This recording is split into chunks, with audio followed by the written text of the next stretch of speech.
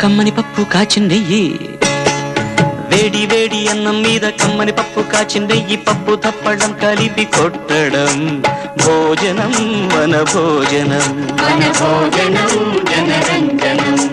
తల్లి తోడు పిల్ల మేక తల్లి తోడు పిల్ల మేక ఆలు మగలు అత్త కోడలు బాసు బంటూ ఒకటేనంటూ కలవడం భోజనం వన భోజనం